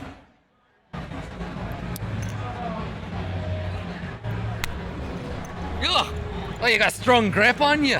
Yep, that's me. Meanwhile, your husband is Samwise Gamgeeing right now. He's just like looking at him. He's like, I never seen a dwarf before. How exciting! He's very sheltered. Spoon, you're being impolite. And the other one, the other dwarf says, I'm Dazzlin. And he looks at Spoon and he's like, did you just call that man Spoon? That's his name. He's my husband. Prime human specimen over here. He Look at these pecs. comes over and he looks at him, looks him up and down, and he's like, Spoon's no sort of name. A spoon's not a man. This is a spoon. And he like takes his little spoon out and shows it to you. Spoon pulls out his silver spoon from inside of his chainmail shirt, and he's like, Ah, I see you've played Spoony before. Right. So he like pulls it out and like holds it, and then he's like, right, well, you humans never made sense to me anyway. We've been we've been camped out here for a little while, keeping an eye on things. And he gestures and he says, but we had hoped to investigate a little further into the ruins, but did you make this statue? Says Ryzen. And Is that you? And he shakes his head. He's like, no, we're miners. We dig rocks up from below the earth. And then make them into statues. Well, someone else does that. That's stone crafting. Is that you? Points to the other No, one. he's a miner as well. All right. Is there more statue cutters inside, or? And he says, well, I I'm don't. saving you from this dragon, so you should make a statue of me. Well, here's the thing. We came to search, the ruins, but there's monsters inside, and we're both a bit afeared of them. So if you and your strapping husband here, if you want to go in there and clear things out, well, here. And he nudges me. He's like, Norbus, give him the sending stones. The what now? And Norbus reaches into his bag, and he takes out 2 flat rocks. And both of them are engraved with a sigil, a dwarven sigil. I can't read dwarven either. Yeah, but you can recognize that they're like dwarven runes. And he holds them out and he says, these are magical dwarven sending stones. And he offers to, he holds them out. Oh, that's cute. They got little faces on them. Okay. And he holds them out. Why did you? I did that completely out of habit. You don't have to do that. There are no players in this game. I'm so programmed. Oh my god. So he takes out these stones and he holds them out and he says, just a wee bit of dwarven magic. See, one of you puts, and he holds it out to you and he puts it in your hand and he says, put it up to your ear. Now hold on, and he like scampers over behind a wall, and you hear from the stone, you hear a voice. Lassie, can you hear me? What are you wearing? Wait, what? What are you wearing? Well, I've got a tunic on and these breeches. And I've got a pair of boots me ma gave me, and I've got my hat here, but I don't like the hat very much, so it's in my bag. I like how, look at, so the dwarves, and this is how I've got a DJ Wheat accent. Sometimes the dwarves are Scottish, like Merida, and sometimes the dwarves are from Liverpool, like Ringo Starr. I don't know which, it doesn't matter. It's fine. It's fine. We're the dwarves. So he like, you can hear it, and he says, right, now, I'll give one of these stones to you, and he comes out. All right, and what do you want me to do with it? And he says, I'll give the other stone. Do you want me to put it? No one wants that. No one wants you to do that at all. They're for talking. That's very rude. And so he hands the stone to you, and he says, you can give it to your husband, or you could leave it with us in case there's an emergency. How far do they go? What's the range on these things? No. Yeah, it's good to have these dwarven sending stones because now you can distance. So You're not as good at that as I am. sending stones come in pairs. Oh, you can use the action to cast the sending spell. Okay, so you send a short 25-word message up to unlimited range. Other planes of existence. Damn. Can I call my mom? She's dead. So he's holding the stones and he's like, well, your wee dead mother would have to have one of these. So if you're planning on, visiting her in hell, right here she is, then anyway, but you could. Wow. I got you. There you go. So he gives it to you and he says, well, So you'll have to wait a day before these work again. They're somewhat limited. Well, we're on a time span considering I only have +2 AC for the next 5 days. So Why are you looking at your wrist when you say that? And he holds your wrist up and he's like, can you tell what time it is by looking at your wrist skin? That's what people do. They look at their wrists and then they spout out time or date statistics. Excellent, good. He's incorporating this new human secret into his his lexicon. All right, so he says to you, he's like, right, well, so once they're recharged, you can use it to communicate with each other, or with us if you want to leave one with us as you descend into the dungeon. No offense, but if you're not making me a statue, I could give a shit. I went for it and then I just said it. Right, yeah, this is Bluejay. You're like, fuck you. Problem? Is that? I mean, I did it right? Just the world's worst censor? Good. All right, so Ryzen, you now have these sending stones. Who do you want to give the other one to? I'm just gonna, because Spoon's not gonna leave 30 feet of me, right? Yeah, Spoon has to stay within 30 feet of you to keep your magic going. I look at the dwarves, and if you were to, look at these two dwarves, which one of the dwarves is the most burly chested? Make a perception check. Okay, I don't know what my perception bonus is. Oh, let's find out. Ryzen Esports has a perception bonus of, it's one of your skills, +3. Okay, so I get a 13. Okay. With a 13, you cannot tell them apart. You can't, they look identical. One of them is slightly greasier than the other, but you've already forgotten which one is Dazzlin and which one is Norbus. All right, so I take one of the sending stones, I wipe it off on my ass, and then I toss it at the dwarves, and one of them... I like how the button is now just, you did a swear button, like it's too late. All right, so you just take one, wipe it off on your pants, and throw it to him. Yeah. All right, he takes it, and he says, right, well, we'll wait out here, and if you get into any trouble, you can let us know. And you'll do what exactly? And they both kind of look at each other, and they're like... Yeah, that's what I thought. All right, hey, well, good luck. Come here, Spoonie. Let's go into the dungeon. All right, so Spoon leads the way into the dwarven excavation. And as the two of you leave, right, as the two of you head inside, and I'll read the note to you. As you head inside, we as an audience, we stay with the dwarves. And Dazzlin is like, Norbus. And Norbus is like, yes, Dazzlin. He's like, do you think we should have told them about the jellies? And he's like, oh, well, they'll find out soon enough. And then they grin evilly to reflect the statues behind them. Yeah. All right. So you start sneaking in here, and you see these set of double doors. I'll read the description for everybody. Let me put on movie phone voice. Oh no movie phone voice on this one. All right. So you come in, and you see you see a bunch of like pillars. And I think Spoon comes right into the room and starts looking around. I mean, that's his job. Yeah. All right. And he's like, oh, honey, look at this dwarven architecture. It's just like in that travel magazine that I was reading back in Neverwinter. No, we should go up north next year in the summer to Icewind Dale. I hear that the battle. Do you hear that? I would like to make a perception check. Okay. All right. You want to make a perception check? Now we know you have a +3. I do. I'm gonna give you advantage because Spoon is also listening. Well, and the dwarves told us there were monsters in here. No, they didn't tell you that. They told the audience that. Did. I got a 10. All right, you got a 10? Yeah. All right. Now, this will be the part where you pretend like you're not watching me do this. I can't see what's happening. I have no idea what's going on. Yeah, they did. They literally said that there were... Oh, I didn't... You have advantage? Sorry, I get to roll again. Oh, yeah, roll again. That's right. I get a 16. Okay, all right. So, yeah, looking around, you see, clinging to the ceiling, like a bad guy in Dark Souls.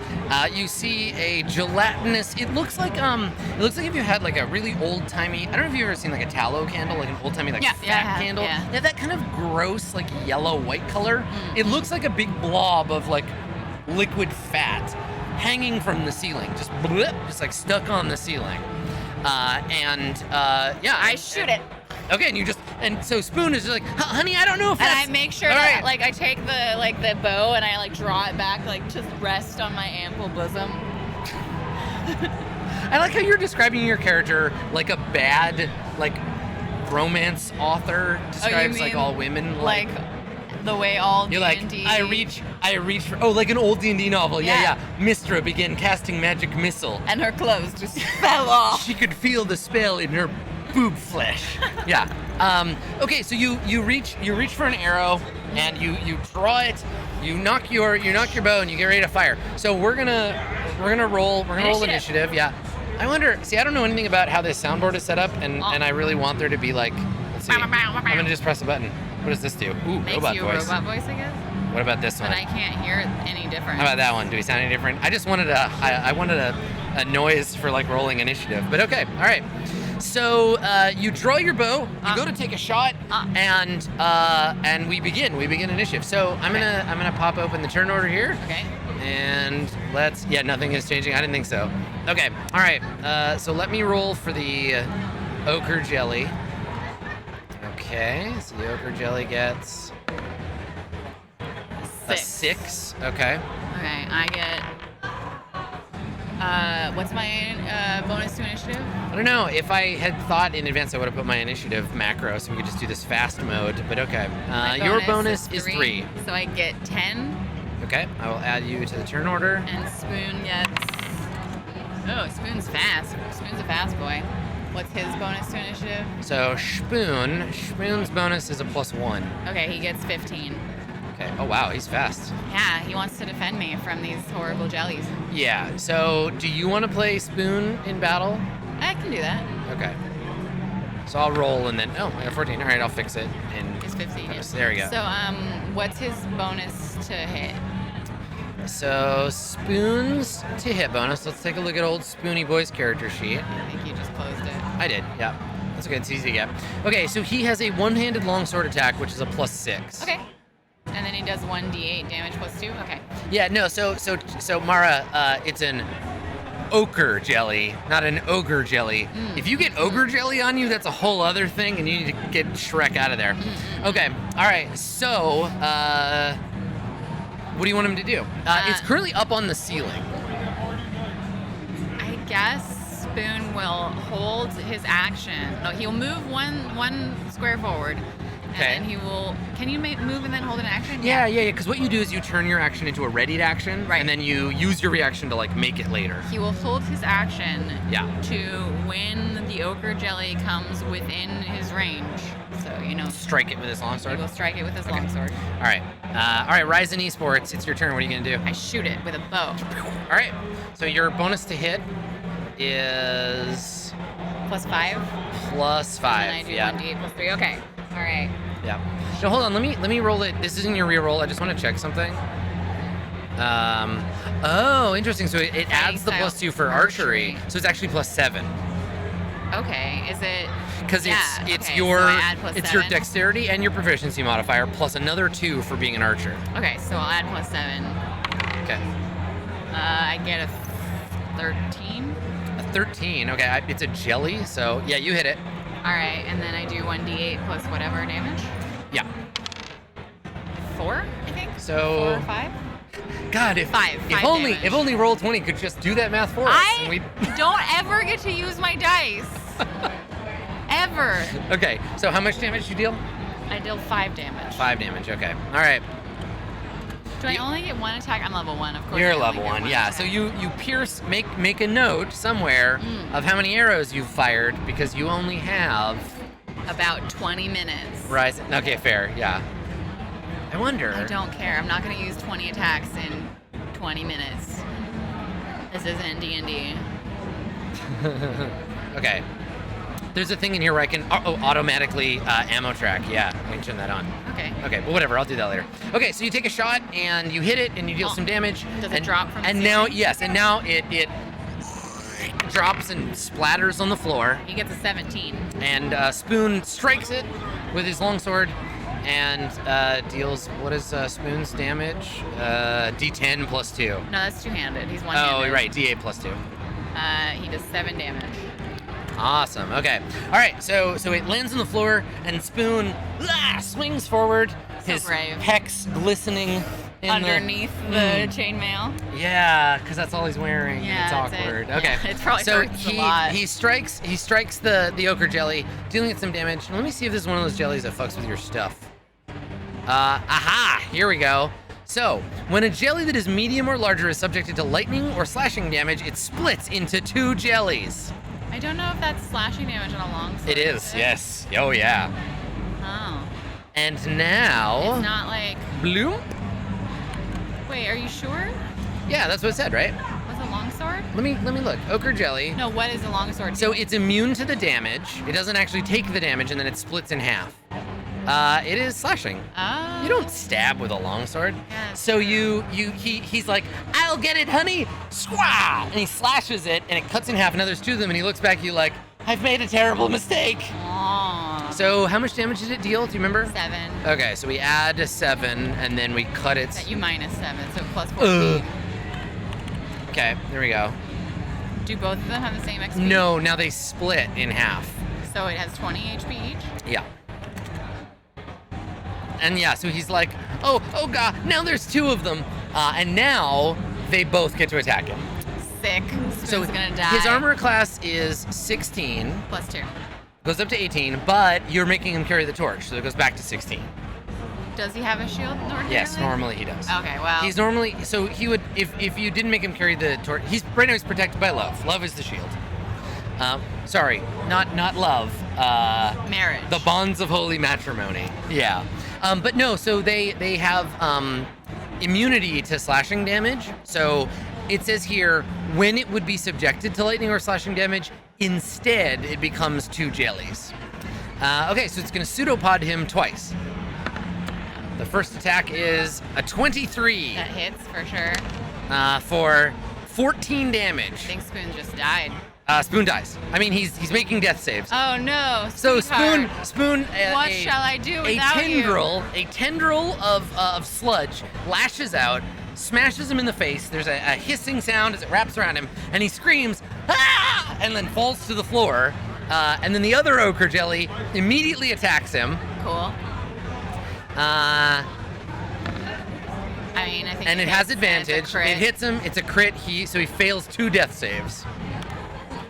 So he's like, my love, and then dies. Or is Sick. dying. Okay. Now remember, if he dies, you lose your armor class bonus. I mean, what can you do? I'll just marry one of those dwarves, I guess. Okay, so it's Spoon's turn. Let's make a death save for Spoon. You want to roll it? He fails Spoon and is is dead. Oh no! Spoon Blackmar, he's dead. He's super dead. All right, Spoon dies. Oh no, my love! I suddenly feel less protected. So he's laying on the floor, and the tendrils of the jelly reach out, grab his legs, and just suck him in. I and- take one of the sending stone, and I say like, "Hey, dwarves! Will one of you come in here and help me? Goddammit!" Okay, so we cut back to outside. Of course, it doesn't work because we already used Yeah, the you daily just yell sending. into the stone, and outside the dwarves are just sitting, and they're eating some fries, And then like, they hear a scream. they're watching Netflix on their phone. So yeah, okay, all right. So Ryzen Esports, it's your turn. Sick. I attack one of them with my bow. I get Wait, no, I get plus 7, right? I get a 17, Okay, you hit. and then I Yeah, deal I like chat's making a good point. Can't you just 6 damage. shout? They're only 50 feet. I mean, I did shout, but into my rock. Okay, all right. I deal 6 damage. 6 damage? The one closest. Okay, all right. All right, the ochre jellies, I think they're pretty dumb. So they're just gonna take this turn. Yeah, they've got 2 intelligence. Absorbing They're just, spoon. they're just gonna like, blah, blah, blah, just like slurp them How up. dare you? He was the most attractive man I've ever seen. And I will shoot them again. Okay. I get a 10. Okay, you hit. Oh, wow. Oh, these things have an armor class of 8, so Oh, that one. roll it onto the yeah, there you go. That on the mouse. A 6 again. Okay, all right. You are pummeling this thing with arrows. Okay, so it notices that it's being attacked, and this one is going to move. So let's see. their What's movement I don't speed? know. Not much. They're ochre jellies. 10 feet. So it moves 10 feet, and then this one will also move. It'll do its whole move, so you only get attacked once. Okay. Okay, so Ryzen Esports, your armor class is Now 14. 14. Because my husband died. Do they have to be alive? No, they just have to be within 30 feet of you. Let me look. There's no alive. They consented to the marriage. They were willing. He was willing to be bonded for the next 7 days. Each target gains a +2 bonus to AC while they're within 30 feet of each other. It doesn't say. So I can benefit from the right again now, If but you're I widowed. still get the +2 bonus while his corpse is within 30 feet It of me. does not say your husband has to be alive. No, it doesn't. Okay, so I still have So 16 this spell's got a pretty AC. good. This spell's got a pretty good return policy. I got 16 AC. Let's Okay. go. All right. So 16 armor class. I still love him, and You love get is attacked what with a pseudopod. gives you the magical Oh god, which is the one? I got 22. sick. I'm You take- probably dead. 12 damage. You are dead. And then I die too. No one will Okay. ever erect a All right, statue of hang me. on. As I No, lay. we're not done yet. I just want to see. So, let me make a charisma saving throw, Ryzen. So let's see if your natural charisma is I enough. roll a 1. A 1. So okay, here's what we do. You can do your epilogue. Okay. We cut back to the 2 dwarves, and we hear you scream in pain as you get attacked with a jelly. And Norbus is like, "Did you hear that scream?" And Ryzen is like, "All right, you're dead." The other one, Donner, Blitzen, I can't remember his name. The other dwarf is like, nope, don't think I did. And they turn back and they go back to watching, It's I don't know, dazzling. They go back to watching their phones as you are consumed by a jelly. So now, yeah, if you want to post a posthumous epilogue, please. Hold on, let me Ryzen. get you your full video here. There you go. Ryzen drops her bow and falls to her knees, covered in disgusting ochre slime. It's a jelly. Jelly. She looks towards the corpse of her now dead, very short-lived husband, and she says, "They should have erected a statue of you." And she falls to the ground. Good. All right, and you're consumed by the jelly, and you are swoon. So good. Congratulations, you died. I'm sorry. No, it's fine. I'm sorry that happened to you. Obviously, one sidekick isn't enough. Yeah, these monsters are really interesting because it's like they. What's their to-hit bonus? So their attack bonus. I rolled really good. Their attack bonus As is plus. always. Their attack bonus is +4. So I rolled really well. Spoon is an idiot and made 2 of them. Yeah. So that's a shame that He happened. couldn't have known. Yeah, and then so the description for this room and this like adventure in general is, what did it say? It was like it's good for one character and a sidekick, or like multiple characters, but then there's more jellies. Yeah, it would be more jellies if you had more characters. So yeah, let me take a quick look. Yeah, here we go. So each dwarf has rations, yada, yada, yada. The temple. Yeah, here we go. Okay. An ochre jelly scared them off. It clings to the ceiling above the altar. If it includes 2 or more characters, not counting sidekicks, a second ochre jelly clings to the south wall. Okay. Yeah. Okay, cool. So you can just run it for one person, and then You could have taken that jelly. Yeah, you just rolled very, very well, as you always. I did, Always, yeah, you just bad lucked. Always do. You just bad lucked into getting killed. Yeah, the sidekick thing is interesting. I'd want to see how they level up further before I could like use them in another campaign. But I like that they went back to Phandalin. Phandalin is super cool. I like the modular nature of it. I think you could probably pretty easily incorporate these maps into the starter set, which is also in the Roll20 marketplace. So like, as far as dungeons and like adventures and shit go, Phandalin is pretty much the most fleshed out of like any setting stuff that we have in 5e right now. I You was tired of listening. dying? Well, I'll say this about your character. She won't be rising from the grave anytime soon. All right. Well, I guess that concludes our brief adventure I'm glad that you didn't die right away. We got into the first encounter and you were killed. Better luck in Avernus. I mean, I've already gone unconscious in both of our fights. That's true. Yeah. So. Yeah. We'll canonize this particular idiot and her stupid husband. Yeah. And if the characters ever go to Phandalin, we'll know why.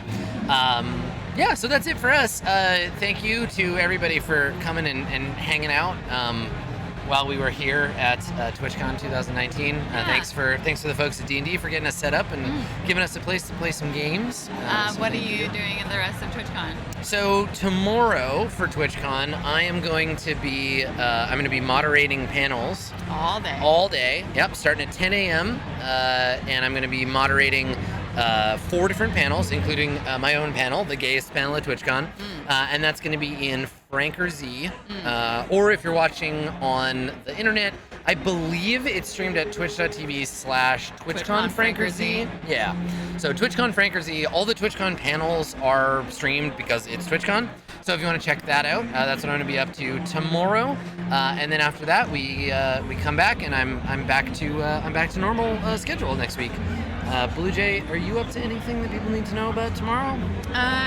Yeah, tomorrow I think my only thing is that I have another meeting game. That's right. Yeah. So if you wanted to play a game with me, I believe, I haven't checked, but we might be playing Root.